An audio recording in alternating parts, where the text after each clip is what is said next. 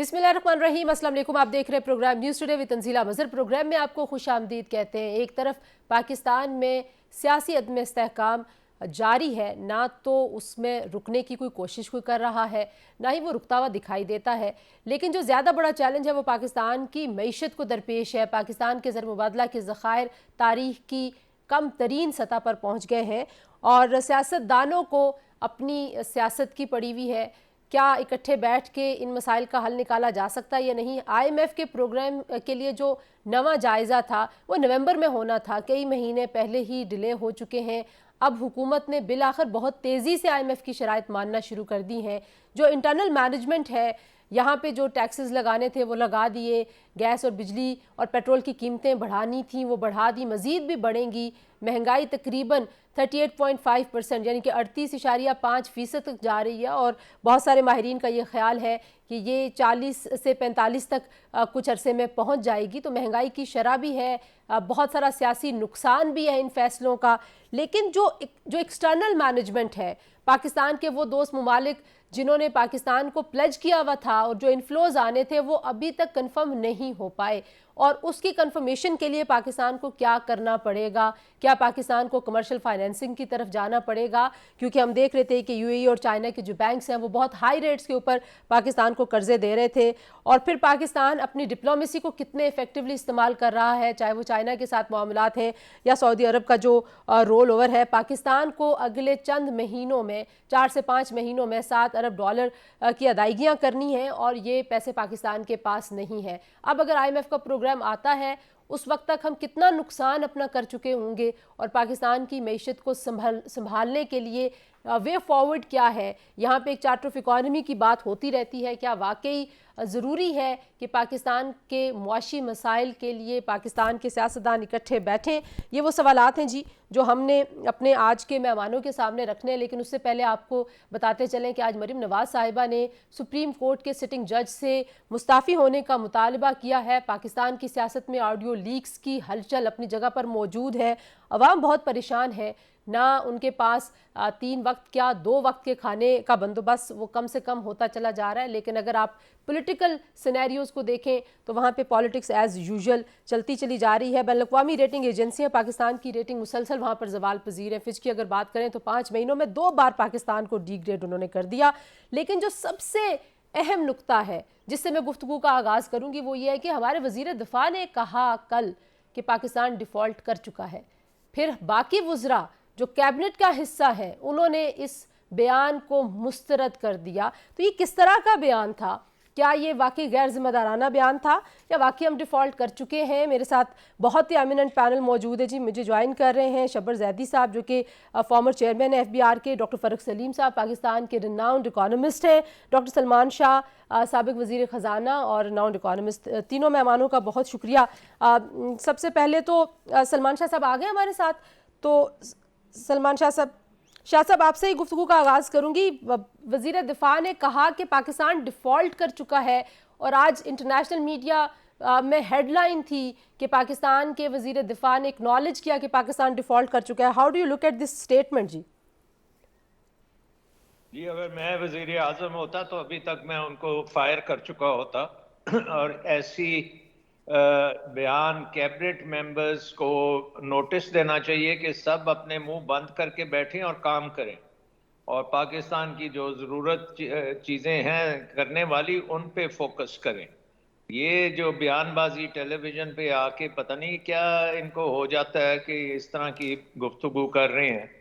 देखें, हम IMF के साथ नेगोशिएट कर रहे हैं एक एग्रीमेंट जो पहले भी हुआ है उसके रिवाइवल का, और बहुत सी चीज़ें तय हो चुकी हैं और उस प्रोग्राम के तहत IMF ने आपकी पूरी प्रोजेक्शंस आगे की हुई हैं कि क्या किस वक्त क्या होगा।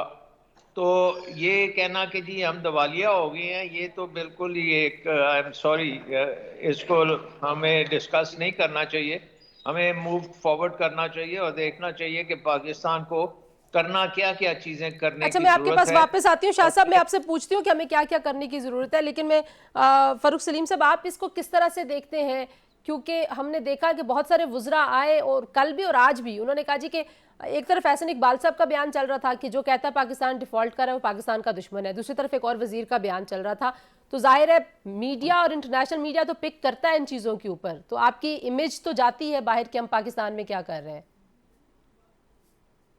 जी तंजीला, तीन चीजें हैं। देखिए, पहली बात तो यह है कि ये वजीर दिफा हैं, ये वजारत खजाना का डोमेन बनता है, ये वजीर दिफा का डोमेन नहीं बनता। हमारे यहाँ कुछ एक अजीब सा रवाज है कि जो आपका अपना डोमेन है, जो आपकी अपनी वजारत है, जो आपकी अपनी एक्सपर्टीज है, उसके ऊपर आपका कम फोकस है और दूसरे के काम के ऊपर आपका ज्यादा फोकस रहता है। तो पहली बात तो यह है कि वजीर दिफा साहब की ये डोमेन नहीं है, ये उनका इलाका नहीं है। दूसरा ये कि इस किस्म का बयान दे देना और एक कैबिनेट मेंबर ऐसा बयान दे दे, निहायत ही गैर जिम्मेदारी का आप समझे के सामने आती है। और तीसरा ये कि शायद वजीर दिफा साहब डिफॉल्ट का मतलब ही नहीं जानते। देखिए, डिफॉल्ट एक टेक्निकल सी टर्म है और डिफॉल्ट का मतलब ये है कि जो मुल्क अपनी तारीख अदायगी के ऊपर अपना कर्जा वापस न करे वो डिफॉल्ट में चला जाता है। देखिए, हमने एक बॉन्ड हमारा ड्यू हो रहा था दिसंबर 2022 में, उसकी स्टेट बैंक ने पूरी पेमेंट कर दी है, वहां पे कोई डिफॉल्ट नहीं हुआ। जो अगला बॉन्ड मैच्योर होने के लिए आ रहा है वो अप्रैल 2024 में है, यानी कि 2023 का जो साल है उस साल पाकिस्तान का कोई भी इंटरनेशनल बॉन्ड जो है उसकी तारीख अदायगी ही नहीं आ रही, तो फिर डिफॉल्ट का क्या सवाल हो। सही, आपने बड़ी इंटरेस्टिंग बात की, उनको पता ही नहीं है। शबर जैदी साहब, इसी पे कमेंट करते हुए अगर आप साथ ये भी बता दें कि हमने 170 अरब टैक्सेस लगा दिए और अब जो कुछ और सियासी ग्रोह है वो कह रहे जी आप वापस लें ये टैक्सेस, और एक जो पॉलिटिकल क्योस है वो टैक्सेस के अराउंड भी शुरू हो रहा है और अब वो प्रोटेस्ट के लिए अल्टीमेटम दिए जा रहे हैं। तो आपके ख्याल में वापस लिए जा सकते हैं या पॉलिटिकल मैनेजमेंट वीक नजर आती है आपको? देखिए, बिस्मिल्लाहिर्रहमानिर्रहीम, पहले वाले जो आपने बात की थी ख्वाजा आसिफ साहब के बयान के बारे में, तो मैं आपको पहले ये कह देता हूँ कि चाहे वो ख्वाजा आसिफ साहब हो या वो डार साहब हो या और लोग हो, आप इस गवर्नमेंट के वजीरों के बयान को माशी मामलात में सीरियस नहीं लिया करें। तो ये इनके बस का काम नहीं है।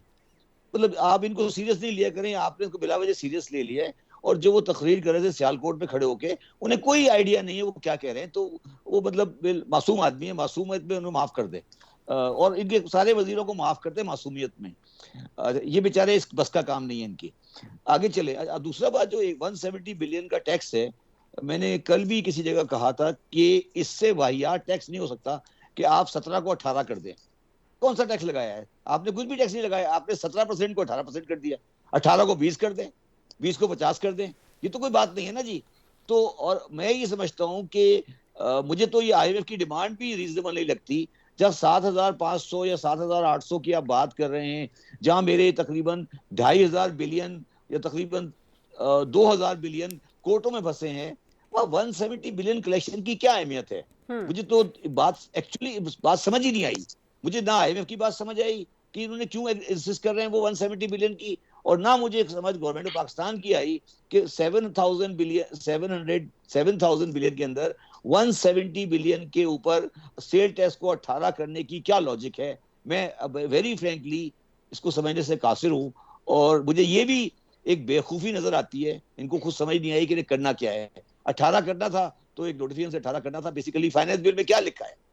चार आइटम है, उसमें 3 गलत लिखे हुए हैं और एक रेट 18% कर दिया गया है। और ये भी बता दूं आप तमाम लोगों के लिए कि 18 अभी नहीं हुआ है।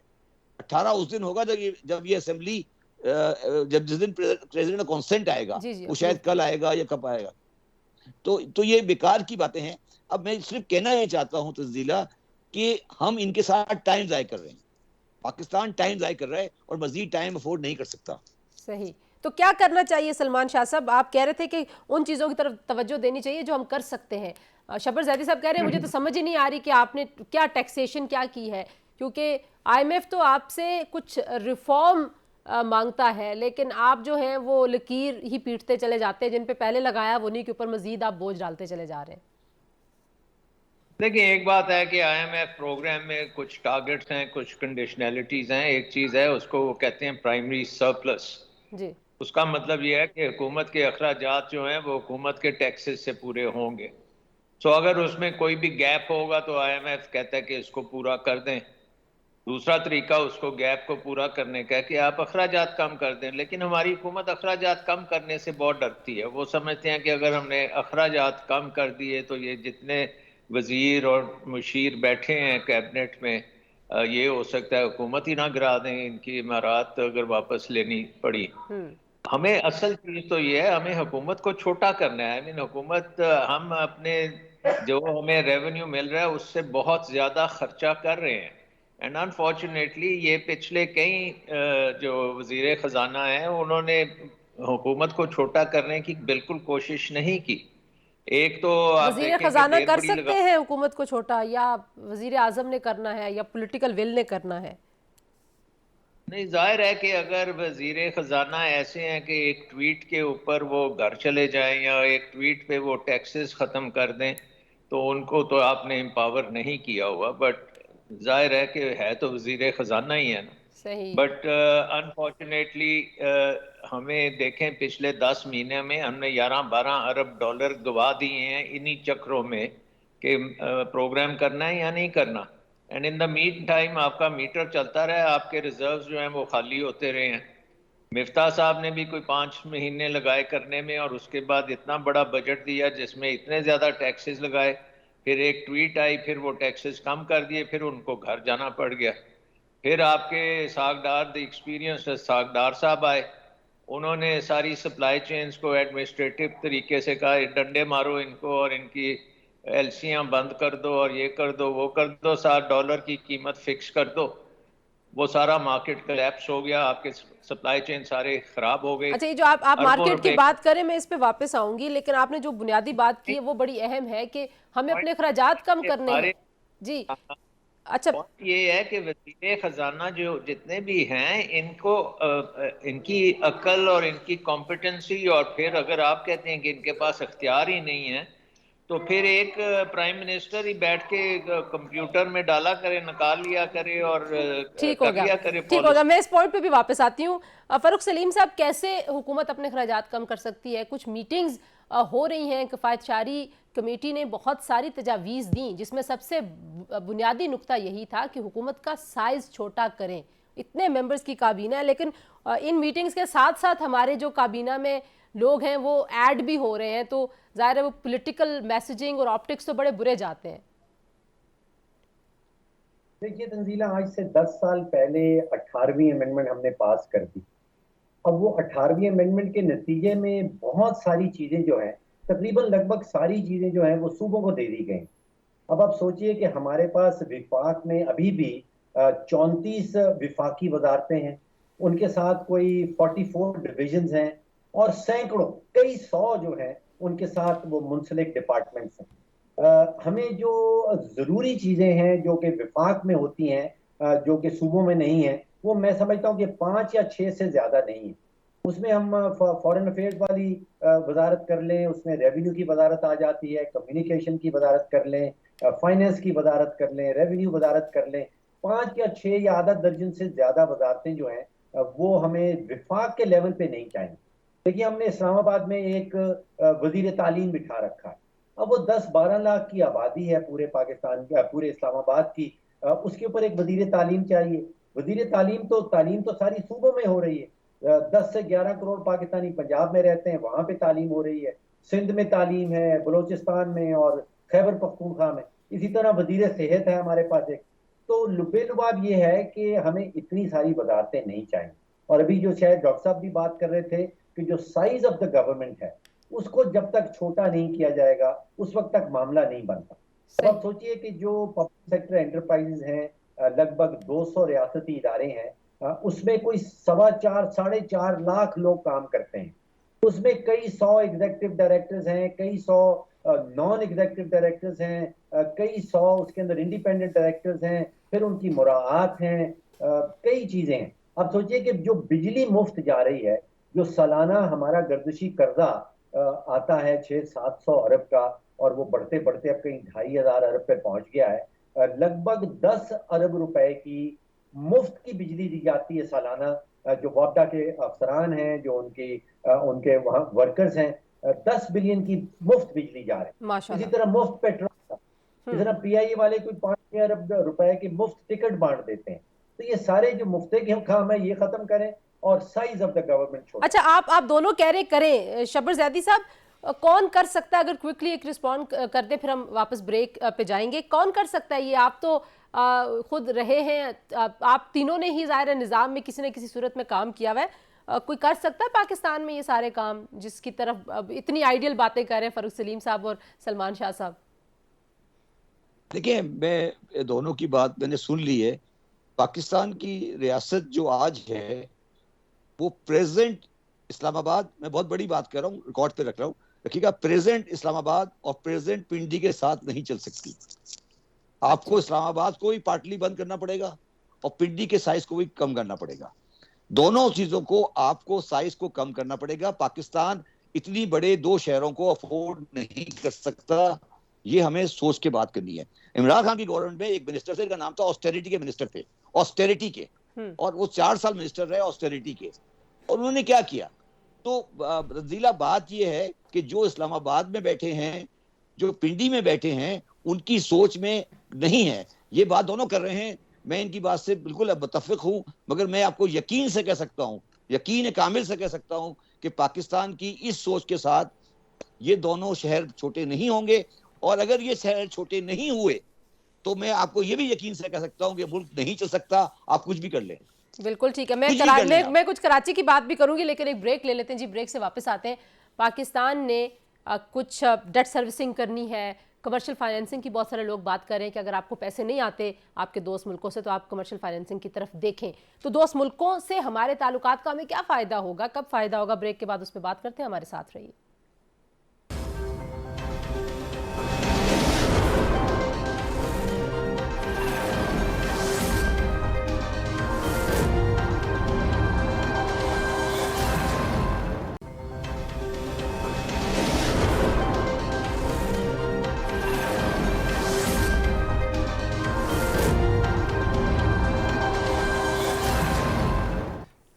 जी, ब्रेक पर जाते हुए शब्बर जैदी साहब कह रहे थे कि इस्लामाबाद के साथ साथ आपको पिंडी का जो साइज़ है वो भी ज़ाहिर है उसके ऊपर भी हमारा बहुत खर्चा होता है, और पाकिस्तान के जो ओवरऑल एक्सपेंसेस है ज़ाहिर उसके ऊपर एक बहुत लंबी एक डिटेल डिस्कशन हम कर सकते हैं। लेकिन सलमान शाह साहब, अब अगर हम थोड़ा सा ये जो प्रोग्राम में हमने जाना है, और अब आप कह रहे हैं कि आसार नज़र आ रहे हैं, उनकी प्रोजेक्शंस हो चुकी हैं, कब तक कोई रिफ्लेक्शन नज़र आएगा पाकिस्तान में कि कुछ बेहतरी हो रही है, पाकिस्तान की इकॉनमी कहीं पे स्टेबल हो रही है? और जिन दोस्त मुल्कों ने हमारे से पहले भी उन्होंने प्लेज करके नहीं पैसे दिए, उसका क्या हल है आपकी नज़र में? देखिए, मेरी नज़र में नेक्स्ट स्टेप है कि स्टाफ लेवल एग्रीमेंट आ जाना चाहिए। बहुत होगी, बहुत आपने इंतज़ार कर दिया, बहुत देर कर दी आते आते। स्टाफ लेवल एग्रीमेंट होगी तो कुछ आपको सिग्नल मिलेगा कि आप चल पड़े हैं एक ऐसी सड़क पे जो रिफॉर्म, अल्टीमेटली आपको रिफॉर्म्स भी करने पड़ेंगे, और अब आपको वो अप फ्रंट रिफॉर्म्स कह रहे हैं। नंबर 2, मेरा ख्याल है कि आपको इलेक्शंस के डेट्स भी अनाउंस करनी पड़ेंगी, कॉन्स्टिट्यूशन के मुताबिक चलना पड़ेगा, और ये पॉलिटिकल मार धाड़ जो हो रही है इसको बंद करना पड़ेगा। तीसरी चीज़ ये है कि आपको केयर टेकर बड़े सोच समझ के लगाने पड़ेंगे। ये इस तरह के केयर टेकर्स नहीं हो सकते जो आपको पार्टिजनशिप दिखाएं और कॉन्स्टिट्यूशन की तबाही मचाएं। सही।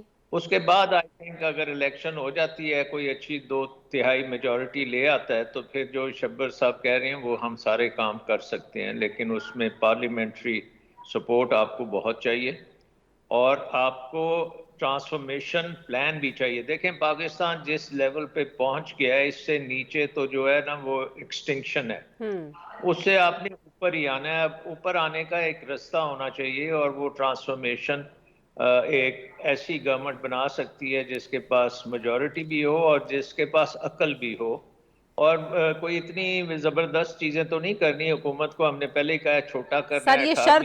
ये शर्त बड़ी आपने वो रख दी है कि मेजॉरिटी भी और अकल भी हो। आपको पता है ये दो ऐसी चीजें हैं कि जो शायद ये कॉम्बिनेशन शायद हमें मुयस्सर ना हो। अच्छा, आई मीन नॉर्मल ममालिक में तो ये करना पड़ता है। और तीसरी चीज ये मैं कहूँगा कि जहाँ तक कर्जों का तल्लक है, आपको चीन से जरूर बात करनी चाहिए। चीन के कर्जों को हमें लंबी मुद्दत के लिए एक्सटेंड करना होगा, ताकि ये बार बार हमारे सर पे डेट ठीक है रिपेमेंट्स का जो ठीक है शब्बर ज़ैदी साहब, आप करना। किस तरह से देखते हैं? शाह साहब ने कुछ लिस्ट डाउन की चीज़ें इसमें ऐड करते हुए क्या करना चाहिए इस वक्त पाकिस्तान को, ताकि यहाँ से हम मामलात को संभालें थोड़ा सा? देखिए, शाह साहब ने बड़ी इंपॉर्टेंट बात की कि जो अगली गवर्नमेंट आए उसके पास कंप्रोमाइजिंग पोजीशन नहीं हो, बल्कि उसके पास एक 2/3 मेजोरिटी हो या बड़ी सब्सटेंशियल मेजोरिटी हो कि वो अपनी प्रोग्राम को इम्प्लीमेंट कर सके। मगर तंजीला, जो मैं इस वक्त पाकिस्तान का सियासी माहौल देख रहा हूँ, उसमें मैं जब अरिथमेटिक को करता हूँ, तो जो मैंने सिंध के सियासी हालात हैं जिसमें और बलूचिस्तान के सियासी हालात हैं, उसमें मुझे पीटीआई नजर नहीं आ रही। तो सही। किसी भी हाल में मुझे 2/3 मेजोरिटी होती हुई नजर नहीं आ रही, और बल्कि मुझे तो सिंपल मेजोरिटी के ऊपर भी डाउट होने लगा है। तो हम उसी जगह एंड करेंगे जहां हम 2018 में एंड कर गए थे, और ये पाकिस्तान के लिए बड़ा अजीबोगरीब सिचुएशन हो जाएगी कि फिर एक वीक डेमोक्रेटिक गवर्नमेंट आएगी, और वो रिफॉर्म एजेंडा, बिल्कुल सही सलमान साहब कह रहे हैं, जो रिफॉर्म एजेंडा है वो कम मुश्किल हो जाएगा। और हमें अब ये सोचना चाहिए कि हम रिफॉर्म एजेंडे को कैसे करेंगे, क्योंकि मैं इंटीरियर सिंध को मैं जानता हूँ, सिंध कराची में बैठा हूँ और कराची को भी जानता हूँ। ये जो अगर इलेक्शन होते हैं 5-6 महीने बाद, तो मुझे कोई ओवरऑल पाकिस्तान में किसी पार्टी की 2/3 मेजोरिटी या सिंपल मेजोरिटी नजर नहीं आ रही। ठीक है, ये आप मुझे कह रहे हैं कि ग्राउंड मेजॉरिटी नजर के आ रही है। बगैर भी अगर एक हंग पार्लियामेंट में भी एंड अप करते हैं, तो फरूख सलीम साहब, कौन सा ऐसा तरीकाकार हो सकता है? क्या चार्टर ऑफ इकोनॉमी को इस तरह की चीज एक तरीकाकार हो सकता है कि कम से कम जो इकोनॉमिक फ्रंट है आप एक रोड मैप दे दें, या हमारे जो सियासी जमातें हैं वो इकोनॉमी के ऊपर भी सियासत करती रहेंगी? How do you look at it? देखिए तंजीला, इस वक्त दो सबसे बड़े जो माशी प्रॉब्लम है, वो एक महंगाई का है जिसका आपने जिक्र किया कि 38.5% की शरह पे महंगाई पहुंच गई है, जो 23 करोड़ पाकिस्तानियों का ये सबसे बड़ा इशू है। जो हुकूमत का इस वक्त सबसे बड़ा इशू है, वो है डॉलर्स की एक खौफनाक, एक शदीद, एक खतरनाक किस्म की किल्लत। ये दो बड़े प्रॉब्लम्स हैं। अब मैं नहीं समझ पा रहा कि इस वक्त अगर मुल्क में इलेक्शन करवा दिए जाएं, तो क्या इलेक्शन के नतीजे में ये महंगाई की शरह जो है, ये 38.5% से कहीं वापस 5-10% पे खुद ब खुद आ जाएगी, या फिर जो हुकूमत का खजाना है $3 अरब पे, इलेक्शन करवाने के नतीजे में ये वापस 20 अरब पे पहुंच जाएगा। तो मुझे नजर नहीं आ रहा कि इस वक्त जो मुल्क के सबसे बड़े प्रॉब्लम है, उनका हल जो है वो इलेक्शंस के अंदर ढूंढा जा रहा है। देखिए, प्रॉब्लम ये हो गया है कि जो नॉर्मल रियासत होती है, नॉर्मल स्टेट का भी शायद डॉक्टर साहब ने भी जिक्र किया, उसमें तीन चीजें आपको नजर आती हैं। उसमें सियासत होती है, उसमें माशी पॉलिसी बनाई जाती है, और उसमें सिक्योरिटी पॉलिसी बनाई जाती है। पाकिस्तान, मुझे महसूस हो रहा है कि एक वो यूनिक सी स्टेट बन गई है जिसमें सियासत ही सियासत है। उसमें ना माशी पॉलिसी बनती है, उसमें ना सिक्योरिटी पॉलिसी बनती है। जो सिविलियन हुकूमत है वो सिक्योरिटी पॉलिसी जो है वो आउटसोर्स कर देती है पिंडी वालों को, जो माशी पॉलिसी है उसको हम आउटसोर्स कर देते हैं IMF के पास। तो बस सिर्फ सियासत ही सियासत हो रही है। तो ये जो ढांचा, इसमें सिर्फ सियासत हो रही है, ना माशी पॉलिसी बनती है, ना सिक्योरिटी पॉलिसी बनती है, इसको बदलना होगा, अदरवाइज हम सीधी पटरी। सही, आप कह रहे हैं कि वो जो एडॉक चीज़ें हैं कि आपने वो उसको पंजाबी में कहते हैं डंग टपाओ वाला जो सीन है उसको ऑफ करना पड़ेगा। ब्रेक लेते हैं जी, ब्रेक के बाद जब वापस आएंगे तो कुछ लॉन्ग रन में जिन रिफॉर्म्स का हम बहुत ज़्यादा जिक्र करते रहते हैं, हमारा एनर्जी मिक्स का मामला है, बहुत सारे मामला हैं, कुछ उस पर सोल्यूशंस लेते हैं अपने पैनलिस्ट से। हमारे साथ रहिए।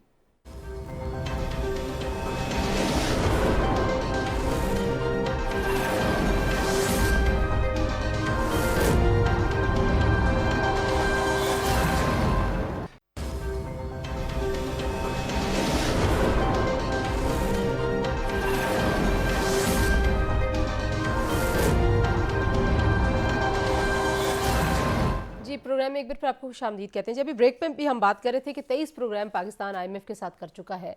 लॉन्ग रन में कौन सी ऐसी पॉलिसीज़ हम हमेशा से गलत रखे हुए और उनको दुरुस्त करने में नाकाम है, जिसकी बुनियाद पे हमारी जो सूरत हाल है इकॉनमी की, वो थोड़ा सा हमें ग्रोथ प्रोजेक्शन नज़र आती है, लगता है कि हमारी इकॉनमी बड़ी अच्छी हो गई है और बड़े अच्छे इंडिकेटर्स है, उसके बाद दोबारा से हमारा डाउनफॉल शुरू हो जाता है। तो to start with you Farooq Saleem साहब, कहाँ पर हम बार बार गलती करते हैं और IMF के इर्द गिर्द हम इतनी पॉलिटिक्स भी करते हैं? एक जमात जो हुकूमत में आती है वो IMF के साथ, अब आपने देखा कि लोग शाय अवे करना शुरू हो गए हैं, पॉलिटिकल प्रेशर की वजह से डिले करते हैं फैसले को, और ये पिछली हुकूमत में भी हमने देखा, इस हुकूमत में भी हमने देखा।